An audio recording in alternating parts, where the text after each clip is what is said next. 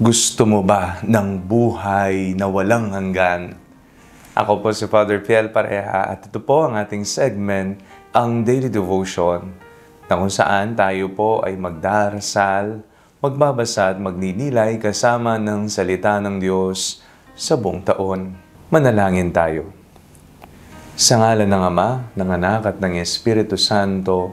Amen. Halina, banal na Espiritu, liwanagan mo ang aming puso at isip nang maunawaan at may sa buhay namin ang iyong salita. Amen. Our Bible passage for today is from the Gospel of St. Mark chapter 10, verses 17 to 27, and I read it for you. As he was setting out on a journey, a man ran up and knelt before him and asked him, "Good teacher, what must I do to inherit eternal life?" Jesus said to him, "Why do you call me good? No one is good but God alone. You know the commandments. You shall not murder, you shall not commit adultery, you shall not steal, you shall not bear false witness, you shall not defraud, honor your father and mother." He said to him, "Teacher, I have kept all these since my youth." Jesus, looking at him, loved him and said, "You lack one thing. Go sell what you own and give the money to the poor, and you will have treasure in heaven. Then come, follow me." When he heard this, he was shocked and went away grieving, for he had many possessions. Then Jesus looked around and said to his disciples, "How hard it will be for those who have wealth to enter the kingdom of God." And the disciples were perplexed at these words. But Jesus said to them again, "Children, how hard it is to enter the kingdom of God. It is easier for a camel to go through the eye of a needle than for someone who is rich to enter the kingdom of God." They were greatly astounded and said to one another, "Then who can be saved?" Jesus looked at them and said, "For mortals it is impossible, but not for God. For God, all things are possible." Sino ang may gusto ng buhay na walang hanggan? Siyempre po tayong lahat tataas ang kamay. Gusto po natin ng buhay na walang hanggan. Sa ating pong binasang ebanghelyo, mayroon daw isang tao na lumapit sa Panginoon, a rich young man. At nagtatanong po siya, "Panginoon, papaano po mapapasa akin ang buhay na walang hanggan?" Ano pong sinabi ng Panginoon? Follow the commandments. Sinusunod ba natin ang mga kautusan ng Panginoon?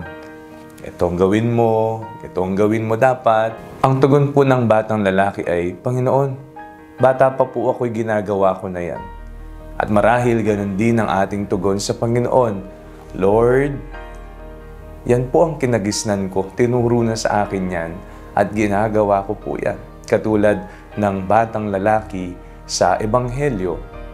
Ngunit merong kulang, sabi ng Panginoon. "Umuwi ka sa inyo at ibenta mo lahat ng ari-arian mo at ipamahagi mo sa mga may hirap ang iyong kinita." Doon nagkatalo-talo ang lahat. Marahil kagaya po ng batang lalaki sa Ebanghelyo, tayo rin po ay sumusunod sa kautusan ng Panginoon. Pero hanggang saan ang pagsunod na iyan? Yan ba ay naayon lamang sa 10 utos na inilatag sa atin ng Panginoon? O ang ating pagsunod ay hindi lamang natatapos sa 10 utos, pagkus ito ay lumalampas at nagagawa pa nating ibigin ang ating kapwa? Ang pagsunod sa Panginoon ay nangangahulugang pagsama rin sa ating mga kapwa. Higit lalo sa mga nangangailangan, walang naiiwan, walang napapabayaan. Kung gusto natin ng buhay na walang hanggan, hindi tayo makakarating doon na nag-iisa. Bagkus may kasama. Ang mga may hirap, ang mga nangangailangan ay mga kapatid din natin. Sila man ay naghahangad ng isang buhay na matiwasay dito sa mundo. At kung tayo ay mayroon sa buhay, tumulong tayo sa abot ng ating makakaya.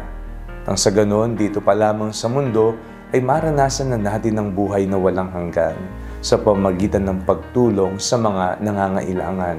Bago matapos ang Ebanghelyo, ang sabi ng Panginoon, sa tao, imposible. Pero walang imposible sa Panginoon. Hinahangad natin ang buhay na walang hanggan at ito'y hindi imposible na may pagkaloob sa atin ng Panginoon. Lagi po nating balikan at tandaan ang dalawang dakilang kautusan ng Diyos. Una, mahalin mo ang Panginoon. Pangalawa, mahalin mo ang iyong kapwa. Manalangin tayo. Panginoong Jesucristo, nawa magawa kong mahalin ang aking kapwa. Hindi lamang mahalin ang aking sarili, bagkus ito sana ay lumundag, ito sana ay lumago, ito sana ay umagos patungo sa iba. Amen. Sa ngalan ng Ama, ng Anak at ng Espiritu Santo. Amen. Huwag po ninyong kalimutang i-like ang video ito, mag-comment po kayo and share it with your family and friends. Ang Panalangin Bago Matulog ay may sariling Facebook page na po. Huwag niyo pong kakalimutang mag-like at mag-follow dito, and do not forget to subscribe to our YouTube channel. I-click niyo lang po ang link na nasa description ng video ito, o kaya naman po just search Father Fiel Pareha. Kung nais niyo naman pong maging updated sa mga kaganapan ng ating pagpapahayag, you can join our broadcast channel dito po sa ating Facebook page. God bless you po.